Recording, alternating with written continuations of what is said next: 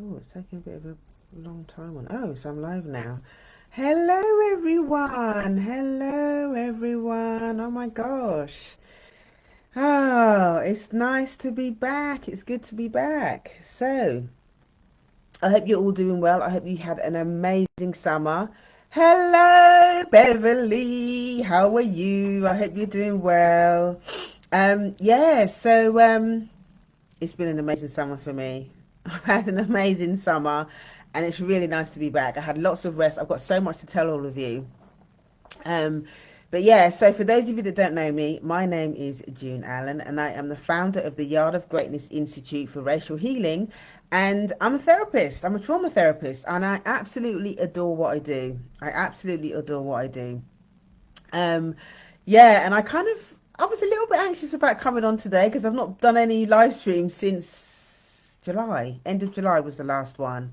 Um, but yeah, I just feel calm. I feel at peace, and I feel really good about today. So basically, hi Gloria, thanks for joining. So what I wanted to talk to you about today is I just wanted to share some of the questions in the process that I go through that I went through over the summer. In resetting, I talk a lot about the importance of self-care, the importance of racial wellness, all of that good stuff. But sometimes it's harder to actually do it. Even though you know you need to do it, sometimes it's hard to actually take action and actually do it. Even though we know we're tired and we know that we need to be doing all of these things, we know it intellectually. All of us, we can start rolling our eyes when we start thinking about, when people start talking about taking care of yourself and resting and all of that stuff. But I really found it important to really, really practice what I preached this year, and because I was quite tired. I realised that I'm still carrying a backlog of stuff. I think even since before the pandemic, actually, I've had stuff going on, and I just thought, you know what, I'm really going to practice what I preached this year. So I still saw clients and stuff like that over the summer, which I'm going to be, shifting next year as well. I'm going to be shifting that next year. Um, but I just came off social media, and I took the apps off my phone as well, and yeah, it was just really great. It was just really, really nice to give myself that space, that bandwidth, that psychological bandwidth, to just really slow down and pause. So there's a few things that I want to share with you today. I just want to talk about the power of pausing. The power of pausing. What happens when you pause? What happens when you take a break? What happens when you slow down? Is that you get clarity around where you are. You get clarity around what's happening in your body. You get clarity around so many things.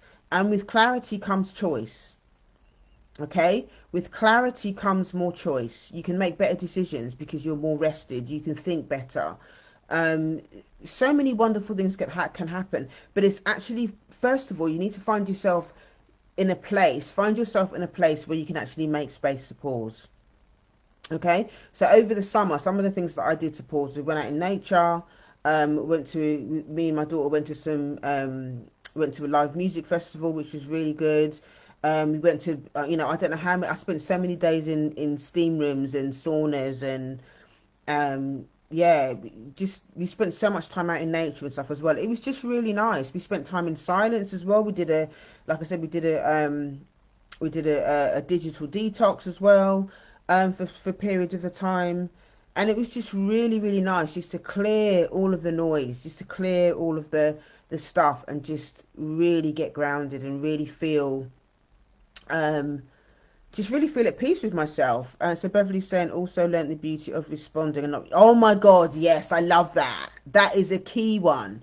That is a key one because once you slow down and you're pausing, you're not as hyperactive, you're not as anxious, you're not kind of, getting irritated because you've got so many things that you on your to-do list and all that. You don't have any of that going on when you actually create pausing as a practice. And I'm not suggesting actually that when you pause that you just do it when you're in crisis. Okay, a lot of us are in survival mode, including myself. That was something that I've had to learn over the years, that I don't have to live in survival mode. I don't have to react from a place of crisis. An important part of doing this work is creating a situation, creating a lifestyle, creating a practice, a daily practice, so that you're not responding from hyperactivity, hypervigilance, all of that sort of stuff. You're not always anxious and in survival mode. So it's identifying the things that create all of those states of being and then doing something about it.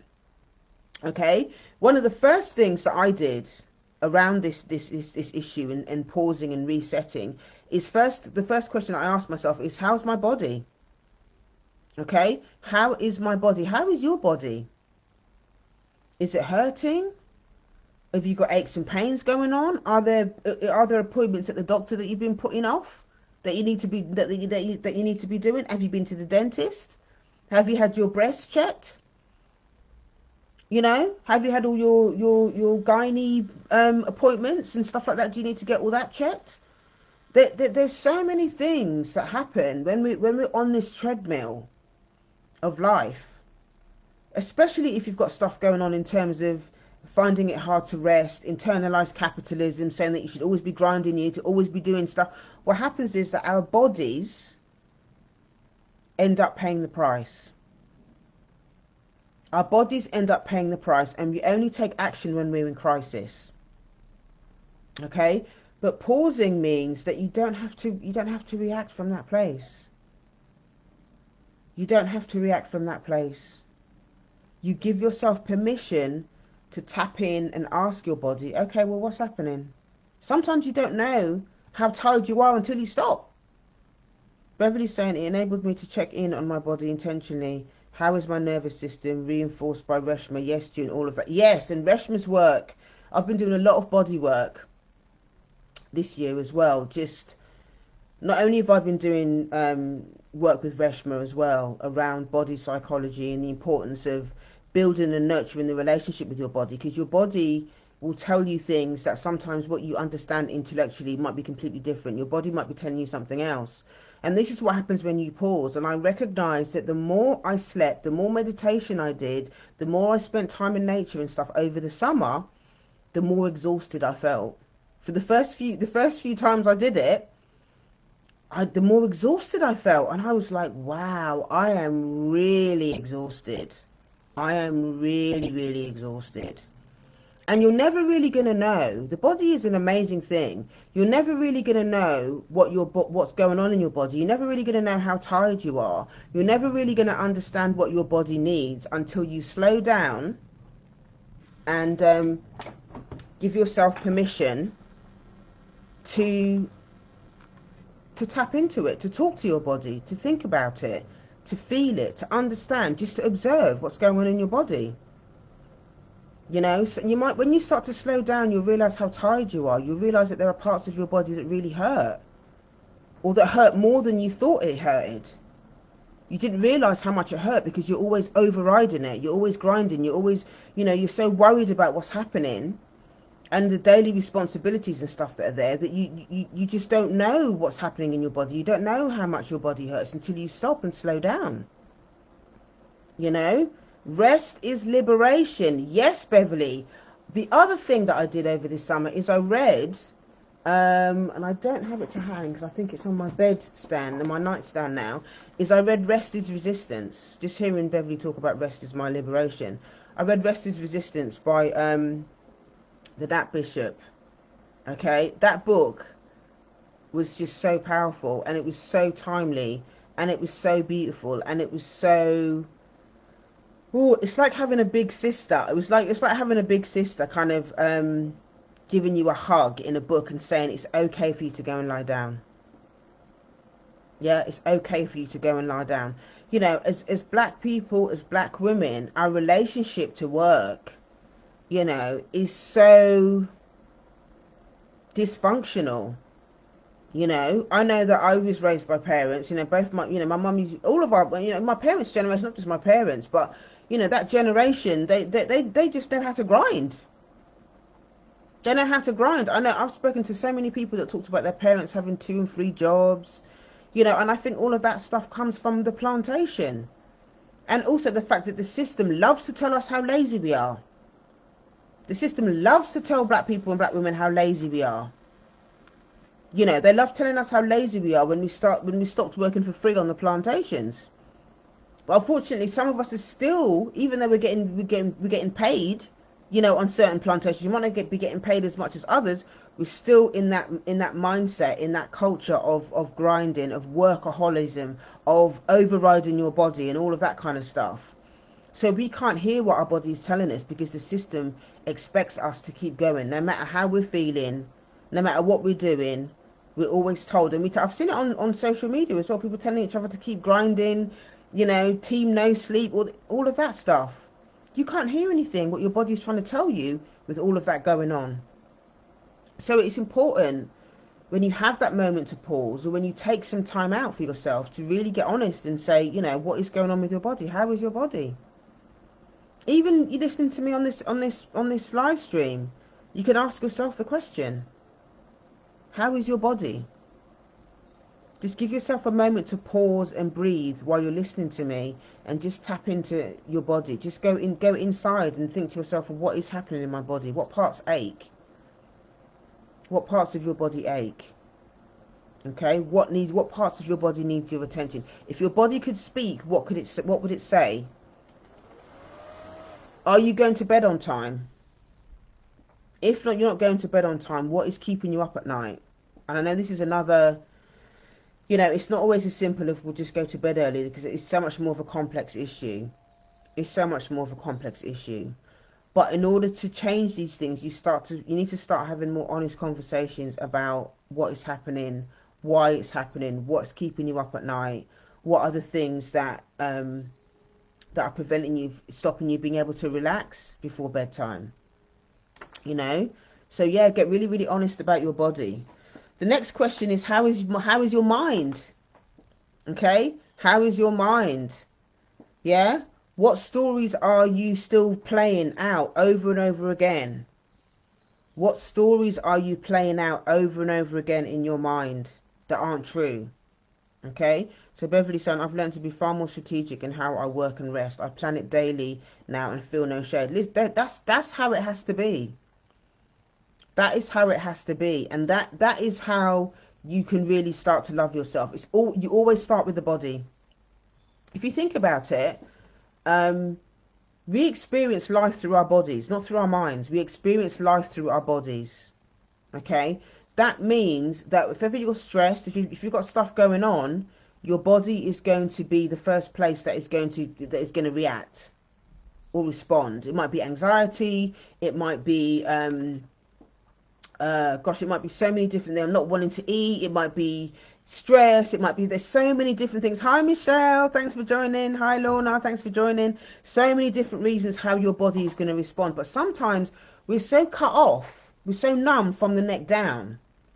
Yeah, we're so numb from the neck down that we don't know anything except being in our head. We don't know anything about except what we're thinking.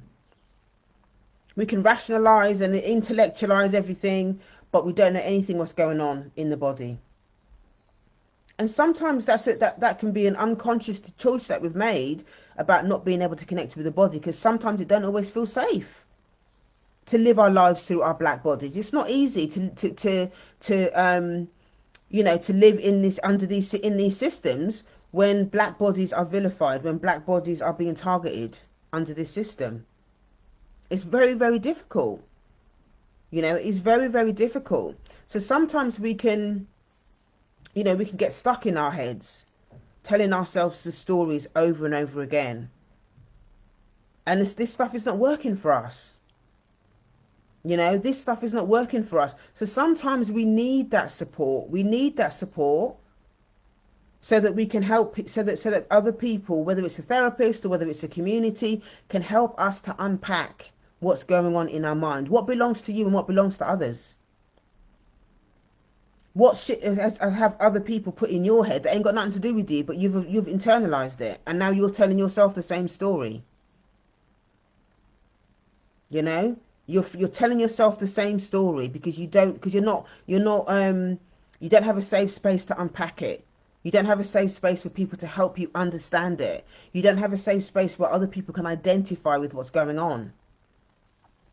Okay, one of the things that I'm going to be launching, I should have said this at the beginning actually, I'm actually going to be launching my business school. Okay, it's called the North Star Okay, the North Star Business School is going to be launched on the Wednesday, the 4th of October. Okay, it's during Black History Month. It's Black Business Week that week as well. So it's going to be launched on Wednesday, the 4th of October. And one of the things that I am going to be talking about as business owners, okay, as business owners, as therapists, as coaches, self-care practitioners, is we are going to be looking at the self-care part of it first. And as therapists, sometimes it can be really, really hard because obviously you're working with people that are, that are experiencing trauma. You have to deal with your own trauma of what goes on that you see in the news. I literally, like I said before, I don't have social media on my phone anymore. Okay, I don't have social media on my phone anymore, but I don't have it on my personal phone, but I also have a business phone. Okay, that I have social media on there. The first time I clicked on it, I see a black woman being dragged around a shop by a black man. I don't know, it wasn't a black man. It was one of them. I can't remember the name of the shop now. I don't think it was Pax, one of them, but it was one of them hair shops in South London. Yeah. I see a man dragging this black woman around. Apparently, she only went in there for a refund, and it escalated into this thing where some woman's getting dragged around the shop. Trauma. So it's like you have to, we have to find ways in order to deal with this stuff. So we have to deal with the stuff that we're ingesting via the mind. Now, if I wasn't aware of my own trauma and aware of my own triggers and all of that kind of stuff, I could easily internalize what I saw. Okay, even if I didn't watch the whole video, I could then unconsciously internalize what I saw and tell myself that, oh well, somehow black women deserve that. I could make up a story about what I think she did and tell myself that, oh yeah, well, black people don't deserve to be treated with respect and all the rest of it. And so I can make up a story, and my internalized racist then could start saying, well, she must have done something wrong. I can start telling myself all of these stories because I don't have an awareness around what's going on in my thoughts, what's going on in my how the part of me that's internalized racism and oppression. I'm not aware of how that part of me operates, and so therefore I'm gonna make up stories myself about what's going on. And then I can also start telling myself stuff about how, because I'm a black woman, I don't deserve this and I don't deserve that. So it's about getting clear. When you have the space to reset, when you have the space to pause. Hey Elijah, thanks for joining. When you have the space to pause and do all this stuff and reflect on things, you can then start to think, you then become more aware of what you've internalized. You then become more aware of what shit belongs to other people. It ain't got nothing to do with you. And then you can start making choices when you have the clarity. Like I said at the top of this live stream, when you have choice, okay, when you have clarity, so you have more choice. When you have clarity, okay, you have more choice. No matter how ugly or painful that clarity is, you can understand what you need and what you need to do. If you're in denial about stuff, if you're in pain about stuff and you're not getting any support, if you're in business doing stuff and you don't have clarity around how you're running your business, you don't have clarity around the emotional stuff that's happening for you as you run your business, you're going to struggle. You're going to struggle. You have to be willing to get honest about what's going on in your mind. What stories are you telling yourself? What are your core beliefs? What stuff have you internalized from these systems of oppression? What stuff have you internalized from your family? What stuff have you internalized from parents that were workaholics, or that were under earners, or that are overspenders? Is there addiction and compulsive behavior? Thinking that you need to keep doing all of these things. All of these types of behaviors are things that you're not going to become aware of. You're not going to become conscious of these things unless you give yourself permission to pause. Because when you're in it and you're reacting to certain things, you're just going to do all the dysfunctional behaviors. You're going to do what you've always done. You are going to do what you've always done. So you need to get into this state of awareness, this state of serenity, so that you are able to have honest conversations about what's going on for you. So you need to have that conversation with yourself. What's happening? What's going on in your mind?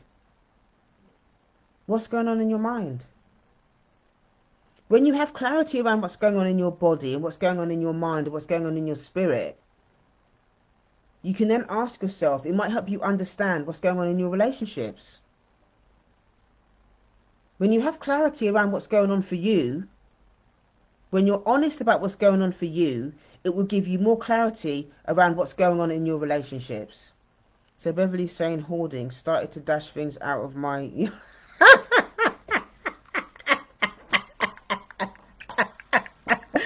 Do you know what, Beverly? The reason why I'm laughing is because I've been doing the same thing.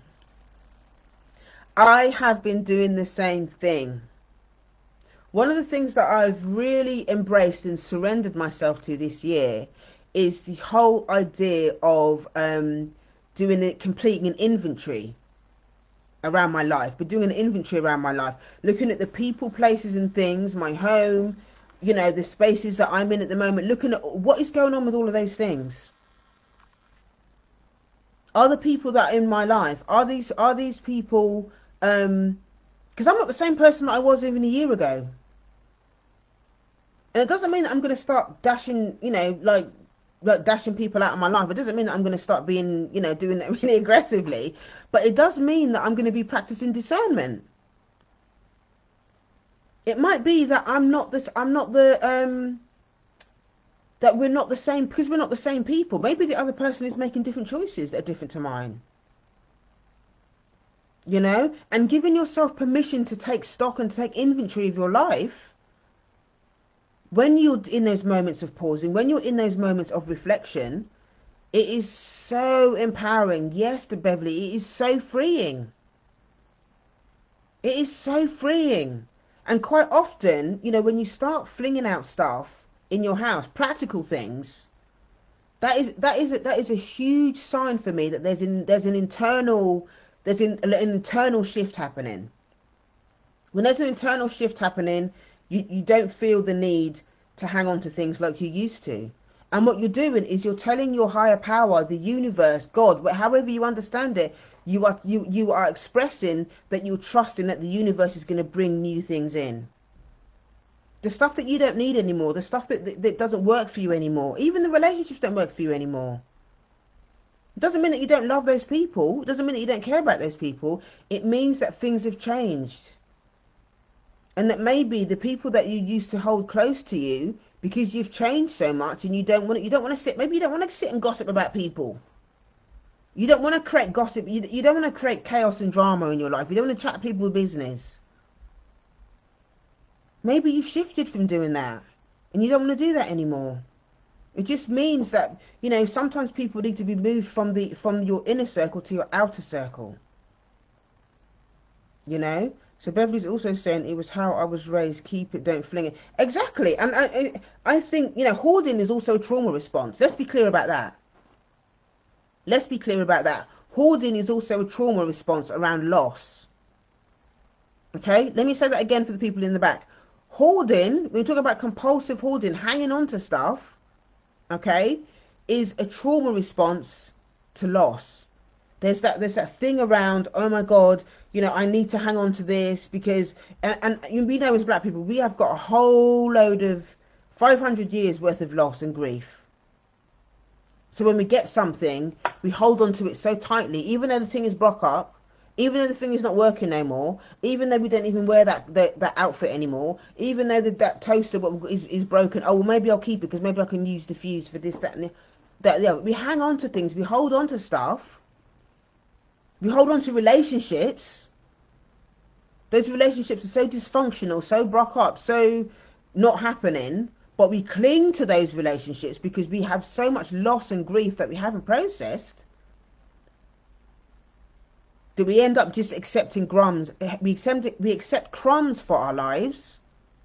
We accept things that are not working for us anymore because we think that we don't deserve to get anything else. We hold on to the broke up relationships and the broke up friendships. Yeah?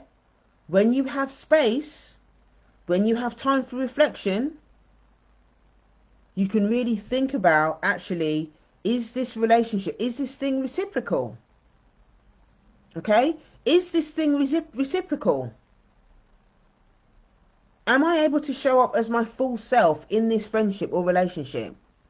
Or does the other person, does that other person require me to dumb myself down and keep myself small?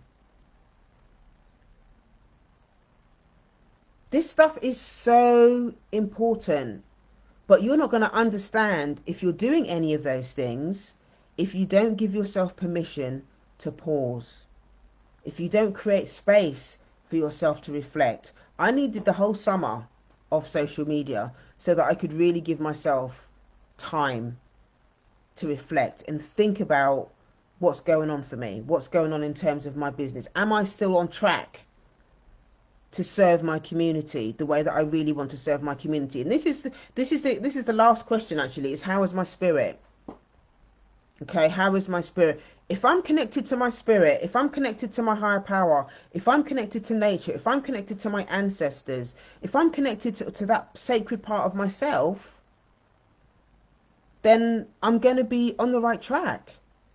But sometimes the busyness, the responsibilities of life, me as a single parent, running up and down, doing this and that, and the other, it's easy. Sometimes you can get off track. Or out of fear, I can find other things to keep me busy rather than what I'm supposed to be doing.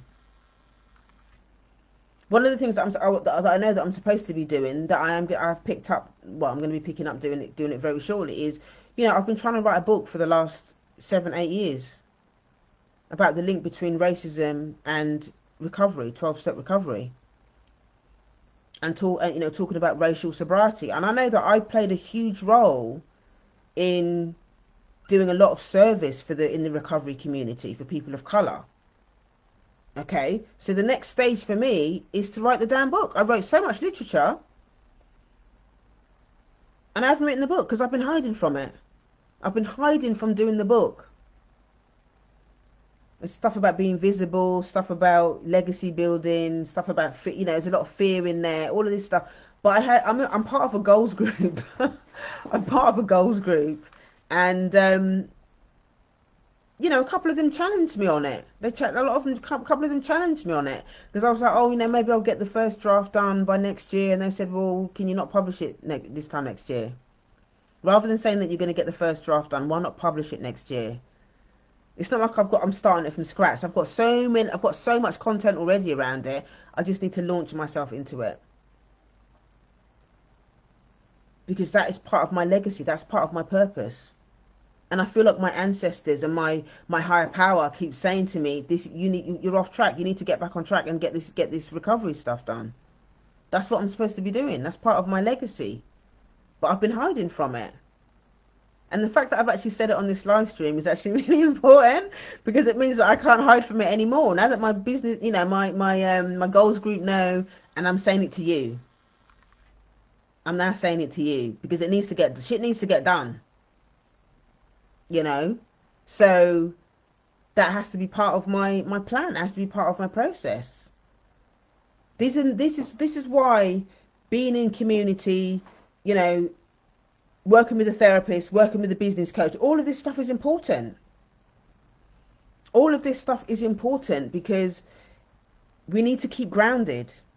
We need to have that clarity. We need to be able to make the right types of choices. And you can't do that stuff on your own. You can't do that stuff on your own. You need to be in community. And yes, there are issues that some people find it triggering working with other black people. And I've talked about this in multiple live streams in the past.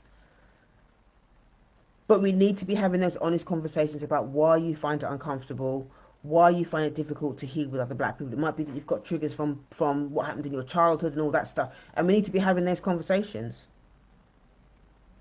We need to be having those conversations. Beverly's doing her book. She's called Burning My Superwoman Cape, Leadership Life Lessons After the Cape is Gone. I love that title.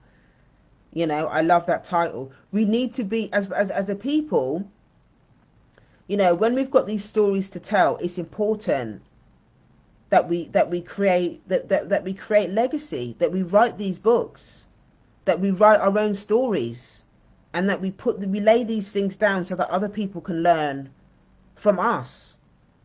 That stuff is really, really important. This is one of the reasons why I do these live streams, and why I will be doing the book. Because at the end of the day, you know, once it's on paper, nobody can take that from you. Once it's on paper, nobody can take that from you, and other people get to learn. We need more role models. We need more people telling our stories. We need more of us sharing our experience. And this is one of the reasons why I'm doing the business school. This is one of the reasons why I'm doing the Black Business School, because, and I'll talk more about this a bit another time, but, you know, when I finished training as a therapist, there was no real training. There was no business focused training. It was just kind of, yeah, you're qualified now, get on with it. I've had to spend extra money over the last 8 years or whatever that I've been in business, you know, learning how to do certain things, trial and error, kind of just chucking stuff out there and just see what happens. You know, which some of it didn't work, some of it did work, but there are a lot of questions that I had when I was doing this, you know, that and I didn't have a lot of people that I could really lean on to talk about it. And so there was certainly nobody talking about, you know, self-care for therapists, what you should be doing. I mean, if I could go back and change anything, you know, really, self-care as a therapist, as a self-care professional, as a health professional, that should have been the first thing that I was taught. Not how do you sign up with HMRC.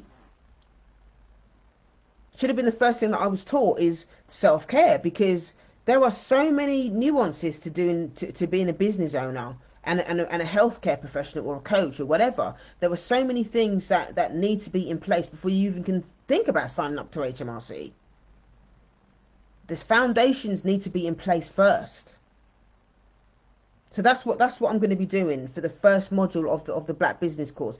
If you're a student, okay, if you just finished your student training, and you are looking for you know, you want to work with me over the next 9 months, well, I will hold your hand over the next 9 months, where we'll talk, we'll laugh, we'll explore, we'll do all of these things, and I will do a separate live stream specifically about the curriculum and all the rest of it.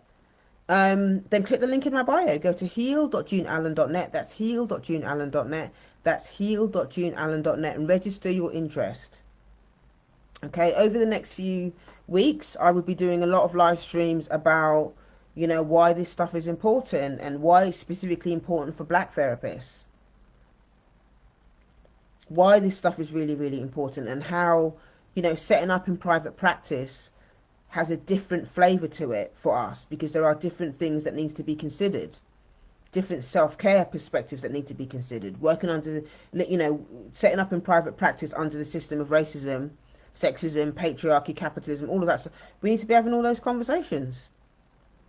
We need to be having all of those conversations. We need to understand your relationship to work.